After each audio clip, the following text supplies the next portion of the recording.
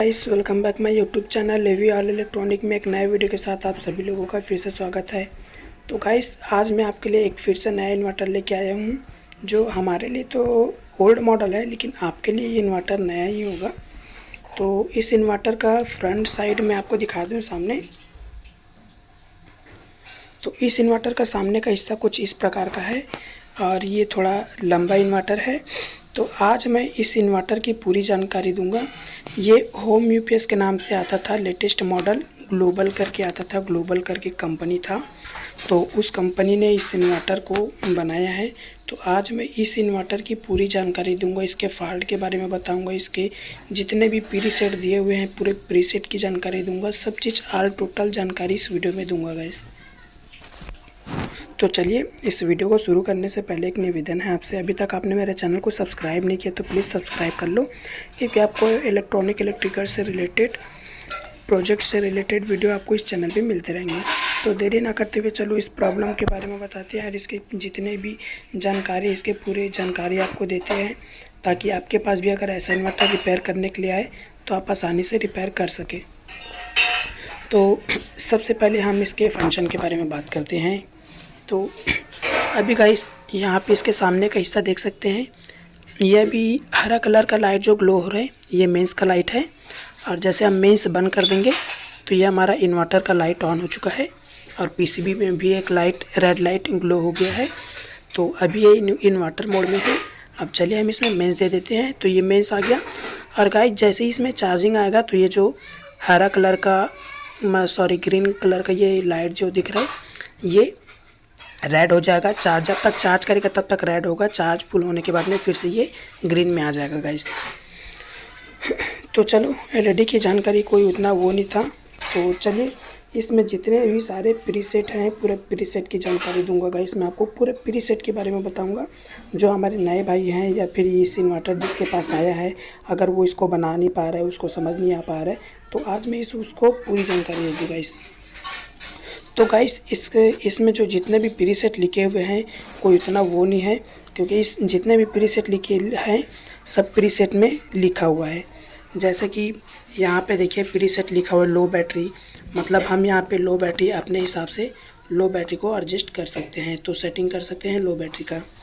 और वही इस तरफ आते तो ये ओवरलोड, और देखिए यहाँ पे लिखा भी हुआ है ओवरलोड।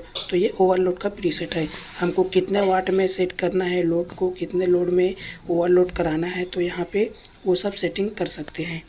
और यहाँ पे देख सकते हैं गाइस, यहाँ पे है आउटपुट वोल्टेज का प्रीसेट, मतलब कि ये वाला जो प्रीसेट है ये आउटपुट कम ज़्यादा, वोल्टेज कम ज़्यादा करने का है, ये फ्रीक्वेंसी का है, और ये भी, ये तीनों से आप वोल्टेज जो आउटपुट जो आता है जो उस सॉकेट से, उसको आप ये तीनों प्रीसेट से वोल्टेज जो है कम ज़्यादा कर सकते हैं, ब्राइटनेस कम ज़्यादा कर सकते हैं, इसका फ्रीक्वेंसी बढ़ा सकते हैं तीनों प्रीसेट से।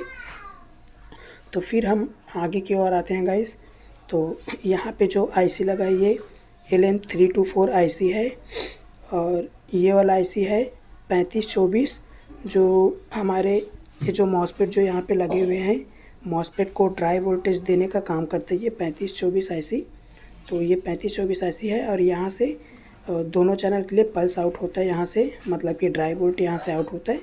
और यहाँ पे दो छोटे छोटे ट्रांजिस्टर लगाए हैं 557, जो हमारा जो मॉसफेट उड़ेगा तो मॉसफेट उड़ने के साथ साथ ये दोनों ट्रांजिस्टर भी उड़ते हैं। और प्लस ये आईसी तो ना के बराबर ही उड़ता है, बहुत कम चांस रहता है, बहुत कम चांस में ये आईसी उड़ता है। बाकी ट्रांजिस्टर 557 ये तो उड़ता ही है। और यहाँ से 4 वोल्ट 5 वोल्ट के लगभग यहाँ से आउट होके ये जो मॉसफेट के गेट पर आता है ये रेजिस्टेंस के थ्रू। और फिर हम दूसरी तरफ आएंगे गाइस, तो यहाँ पे LM317 दिया हुआ है, यहाँ पे 7812 दिया हुआ है मेंस को डिटेक्ट करने के लिए, मेंस को कंट्रोल करने के लिए यहाँ पे वो दिया है। और ये जो प्रीसेट देख रहे गाइस, ये वाला प्रीसेट जो है चार्जिंग एम्पियर, मतलब यहाँ से हम कितने एम्पियर में सेट करना है हमारे बैटरी को चार्ज करने के लिए, 10 एम्पियर 15 एम्पियर। तो आप ये प्रीसेट की मदद से आप अपने इच्छा अनुसार यहाँ पे सेट कर सकते हैं एम्पियर। और ये जो प्रीसेट देख रहे गाइस, ये वाला प्रीसेट है वोल्टेज, मतलब कि कट ऑफ करने का। तो हमको 14 वोल्ट में कट ऑफ करना है या 14.5 वोल्ट में कट ऑफ करना है या फिर 13 वोल्ट में कट ऑफ करना है। तो जितने भी वोल्ट में कट ऑफ करना है आप ये प्रीसेट की मदद से उतने वोल्ट में आप कट ऑफ कर सकते हैं। और चार्जिंग के लिए 2 आईसी दिया हुआ है, देख सकते हैं आप। तो ये जो 2 आईसी है गाइस चार्जिंग का भी काम आता है, लेकिन ये जो आईसी है बहुत ना के बराबर ही कम चांस में ये आईसी उड़ता है। और इसका मैं चार्जिंग से रिलेटेड जो अगर इस इन्वर्टर में चार्जिंग नहीं आएगा तो क्या क्या कंपोनेंट को चेक करना है मैं आपको इस वीडियो में बता दूँ गाइस। तो ये है गाइस एसीआर। ये एसीआर है, जैसे कि अगर आपका ये वाला इन्वर्टर अगर हाई एम्पेयर से चार्ज कर रहे हैं, बहुत ज़ोर से आवाज़ आएगा, बहुत ज़ोर से हैमिंग का आवाज़ आएगा और इसमें जो एम्पेयर जो है बहुत हाई एम्पेयर आएगा। तो उस कंडीशन में गाइस आपको ये जो एसीआर है BTA 16 BTA 12 भी लगता है यहाँ पे, BTA 16 अधिकतर लगता है यहाँ पे। तो इसका नंबर भी मैंने आपको बता दिया। यहाँ पे 3 प्रकार का एसीआर यूज़ कर सकते हैं, BTA 12, BTA 16, BT1 39 BT 140। तो यहाँ पे 3 प्रकार का आप यहाँ पे एसीआर यूज़ कर सकते हैं। BT 140, BTA 12, BTA 16 एसीआर आप यहाँ पे यूज़ कर सकते हैं, लगा सकते हैं, जिसमें कोई भी दिक्कत आने वाला में से नहीं है। और यहाँ पे 2 रिले दिया हुआ है, एक रिले है चार्जिंग का और एक रिले है आउटपुट का। तो एक रिले चार्जिंग का, एक रिले आउटपुट का है गाइस। यहाँ पे अगर आपका रिले ख़राब होगा तो भी चार्जिंग नहीं आएगा। और मेंस, अगर इस इन्वर्टर में अगर आपका मेंस नहीं आ रहा है तो उस कंडीशन में क्या चेक करना है। मेंस नहीं आ रहा है तो सबसे पहले तो इसके पीछे फ्यूज़ दिया हुआ है, फ्यूज़ को चेक करना है। अगर फ्यूज़ सही है तो ये जो ट्रांसफार्मर है गाइस, ये ट्रांसफार्मर को मैं आपको बता दूं 909 ट्रांसफार्मर है। आप इसमें वायर वाला ट्रांसफार्मर भी लगा सकते हैं। ये जो ट्रांसफार्मर है ये पीसीबी में ही अटैच है, तो आप इसका जगह में वायर वाला ट्रांसफार्मर भी लगा सकते हैं, जिसमें कोई भी दिक्कत आने वाली नहीं है। और वायर वाला भी ट्रांसफार्मर आप लगाएंगे तो उसके लायक यहाँ पे जगह दिया हुआ है। आप ये कैपेसिटर को निकाल के भी आप यहाँ पे लगा सकते हैं गाइस ट्रांसफार्मर।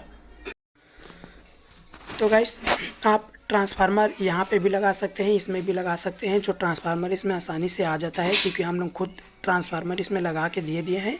909 या फिर 018 का ट्रांसफार्मर आप यहाँ पे यूज़ कर सकते हैं।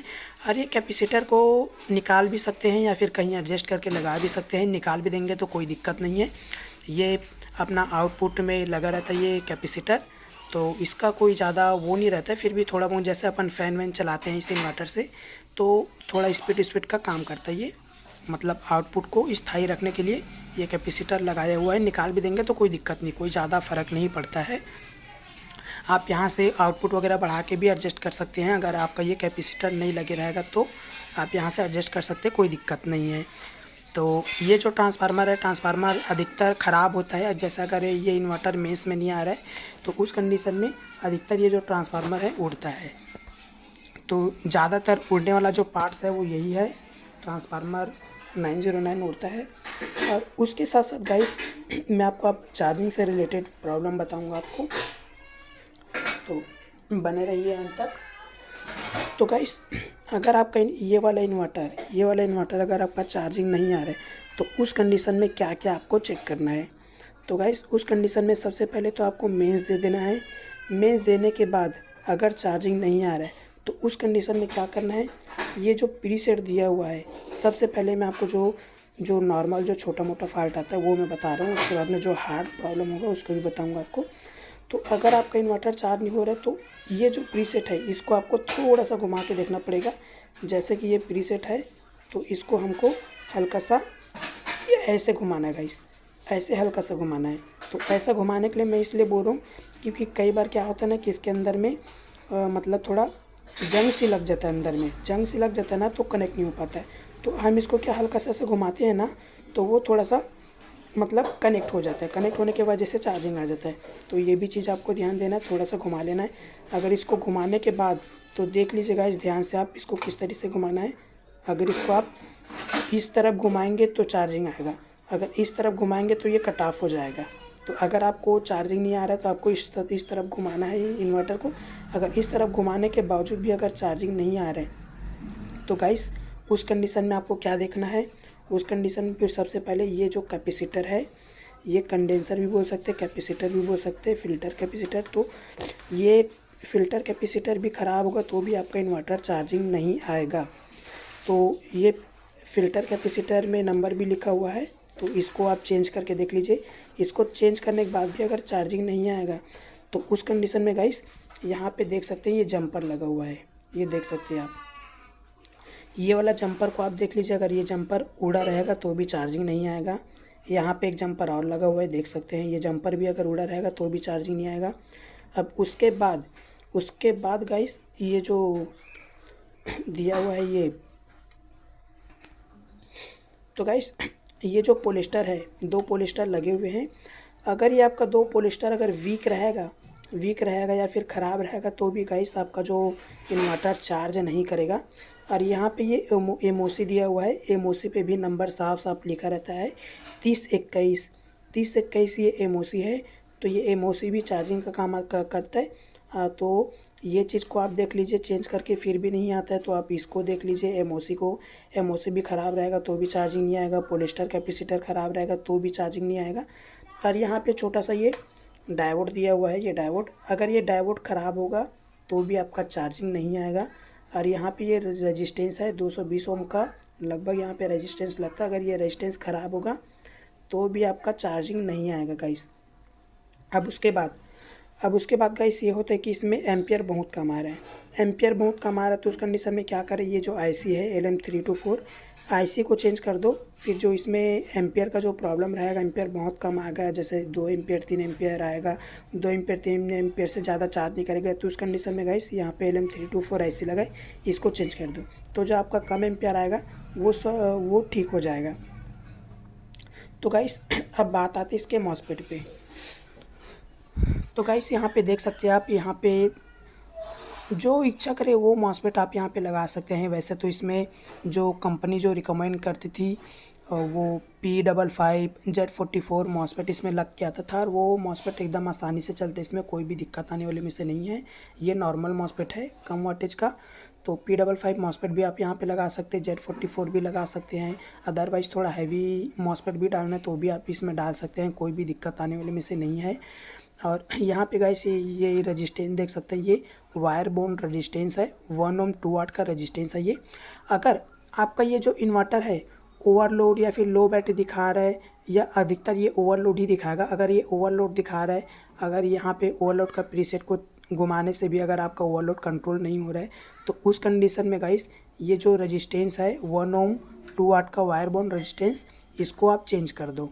अगर आपको ये रेजिस्टेंस नहीं मिलेगा तो आप यहाँ पे डायरेक्ट भी कर सकते हैं, डायरेक्ट जंपर मार सकते हैं, कोई भी दिक्कत नहीं आएगा।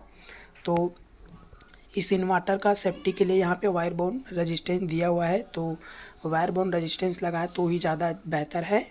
और गाइस यहाँ पे मॉसफेट है, यहाँ पे रेजिस्टेंस लगे हुए हैं, 22 ओम का रेजिस्टेंस है। और यहाँ पे ये ट्रांजिस्टर दिया हुआ है, तो अगर आपका ये मॉसफेट उड़ेगा तो रेजिस्टेंस भी उड़ेगा। और यहाँ पे ये ट्रांजिस्टर लगाया हुआ है 547 अगर ये उड़ेगा तो भी पल्स नहीं आएगा। यहाँ पे पोलिस्टर कैपेसिटर दिया, ये भी उड़ेगा तो भी पल्स नहीं आएगा। तो गाइस सीधा तौर पे बोलूँ तो अगर ये मॉसफेट उड़ेगा तो उस कंडीशन में आपका ये रेजिस्टेंस तो 100% उड़ेगा और ये आपका ट्रांजिस्टर भी उड़ेगा 100%। और ये जो पोलिस्टर कैपेसिटर है ये मात्र 5% चांस रहता है उड़ने का, बाकी तो ऐसे उतना आसानी से उड़ता नहीं है। बहुत ज़्यादा ही कुछ होगा तभी ये पोलिस्टर कैपेसिटर शॉर्ट होगा या फिर वीक हो जाएगा, तो भी आपका पल्स नहीं आएगा। तो मॉसफेट उड़ेगा तो ये भी उड़ेगा। उसके बाद गाइस आप यहाँ पे देख सकते हैं 3 वायरें हैं, मैं आपको एक बार जूम करके दिखा दूँ। यहाँ पे 3 वायर दिए हुए हैं, ये 3 वायर गाइस यहाँ से अंदर से घूम के वो वहाँ पे फिर यहाँ पे आया हुआ है गाइस। तो ये जो वायर है गाइस, ये वायर के बारे में आपको बता दूँ, ये जो यहाँ से 4 वोल्ट के लगभग आउट होता है। मतलब कि यूँ कहे तो जैसे हमारे माइक्रोटेक कंपनी के बोर्ड में जैसे ड्राई वोल्ट आता है ना, उसी तरह ये कनेक्टर के थ्रू ड्राई वोल्ट जाता है दोनों चैनल। एक चैनल इस तरफ है और दूसरी चैनल उस तरफ। तो ये दोनों चैनल में ये जो ड्राई वोल्टेज है यहाँ से गया हो। तो यहाँ पे 3 तार क्यों हैं, तो 3 तार क्यों हैं ये भी मैं बता दूँ। यहाँ पे गाइस ब्लैक और रेड इसका वो है ड्राई वोल्टेज, पहला चैनल और दूसरा चैनल के लिए, और जो एक वायर है वो ग्राउंड है गाइस, तो इसको ग्राउंड भी दिया जाता है। तो ग्राउंड और दोनों चैनल के लिए पल्स दिया हुआ है। तो पल्स यहाँ पे 3 वोल्ट भी आ सकता है आपका, 4 वोल्ट भी आ सकता है और 5 वोल्ट भी आ सकता है, जिसमें कोई भी दिक्कत नहीं है। 5 वोल्ट भी आएगा तो आपको घबराने वाली बात नहीं है। आप यहाँ प्रीसेट से जो ड्राइव वोल्टेज है उसको आप कंट्रोल कर सकते हैं। तो मॉसफेट उड़ेगा तो उस कंडीशन में आपका यहाँ पे ये दिया हुआ है ट्रांजिस्टर 557 ये दोनों उड़ेगा। और ये जो मॉसफेट के बगल में जो लगा है ट्रांजिस्टर 547 तो ये भी उड़ता है। 547 भी उड़ेगा और 557 भी उड़ेगा जो यहाँ पे है। और ये ऐसी ड्राइव ऐसी है ये जो इसको ड्राइव देता है, मॉसफेट के गेट पर ड्राइव देता है। तो ये ऐसी है। अगर आपका यहाँ पे अगर ड्राइव नहीं आएगा, यहाँ पे अगर गाइस ये कनेक्टर को आप निकाल के यहाँ पे आप ड्राइव देख सकते हैं। अगर आपका मॉसफेट सेक्शन में प्रॉब्लम होगा तो गाइस इधर ड्राइव नहीं आएगा।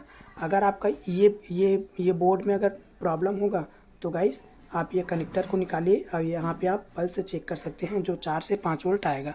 अगर यहाँ पे 4 से 5 वोल्ट नहीं आ रहा है तो उस कंडीशन में ये ट्रांजिस्टर है और ये आईसी है, इसको चेंज कीजिए, जो ड्राइव वोल्टेज का जो फॉल्ट होगा वो ठीक हो जाएगा। तो गाइस सबसे ज़्यादा जो इसमें फ़ॉल्ट आता है गाइस वो मेंस का आएगा। जो आपका इन्वर्टर मेंस मोड में नहीं आएगा वो फॉल्ट आएगा सबसे ज़्यादा। उसके बाद में दूसरा जो फॉल्ट है वो चार्जिंग का फॉल्ट बहुत ज़्यादा आता है इसमें। और जो मॉसफेट टूटने का चांस है वो तो 50% ही आता है केसेस में। जो आपका लोड ज़्यादा डाल दिए या फिर आपका बैटरी ख़राब है, कंटिन्यू चार्ज कर रहा है, तो उस कंडीशन में आपका ये मॉसफेट टूटेगा। बाकी अदरवाइज़ इतना आसानी से मॉसफेट नहीं उड़ेगा। और ये ट्रांसफार्मर है गाइस, 500 वी का ट्रांसफार्मर है ये। तो गाइस वीडियो कैसे लगी, ये जानकारी कैसे लगी कमेंट करके बताएं। तो आई होप कि आपको ये वीडियो अच्छी लगी होगी। वीडियो अच्छी लगी तो वीडियो को लाइक कर देना, एंड चैनल पे नए हो तो चैनल को सब्सक्राइब करके बेल आइकन को प्रेस कर देना। तो गाइस इस इन्वर्टर में मैंने देखो 14 वोल्ट में इसको कट ऑफ किया हूँ। तो मैं आपको वोल्टेज भी दिखा दूँ। मेरे यहाँ पे 7H की बैटरी लगी हुई है और मैं आपको ये यहाँ पे चार्ज में भी लगा हुआ है, ये बोर्ड देख सकते हैं। अब मैं आपको वोल्टेज दिखा दूँ कितना वोल्ट आ रहे हैं यहाँ पे। तो देखिए यहाँ पे मैं 14.4 वोल्ट में कट ऑफ किया हूँ, क्योंकि यहाँ इसमें बड़ी बैटरी लगी हुई है। तो 14.4 वोल्ट में कट ऑफ किया हूँ। तो 14.4 वोल्ट में ये कट ऑफ हो चुका है। तो आप अपने इच्छा अनुसार इसको कट ऑफ कर सकते हैं 14 वोल्ट में, 13.5 वोल्ट में या फिर 13 वोल्ट में, जो आपको इच्छा है वो उसमें आप कर सकते हैं। तो आई होप कि आपको अच्छे से समझ में आ गया होगा। अगर इस इन्वर्टर की कोई भी जानकारी, कोई भी फॉल्ट से रिलेटेड अगर आपको जानकारी चाहिए तो डिस्क्रिप्शन में मेरा नंबर मिल जाएगा आपको, आप वहां से नंबर निकाल के कांटेक्ट कर सकते हैं या फिर कमेंट करके अपना नंबर दे सकते हैं। मैं आपको खुद कॉल करूँगा इस इन्वर्टर की जो भी जानकारी, जो भी प्रॉब्लम है मैं आपको दूँगा गाइस। तो thank you so much for watching, bye bye, take care, मिलते हैं नेक्स्ट वीडियो पे।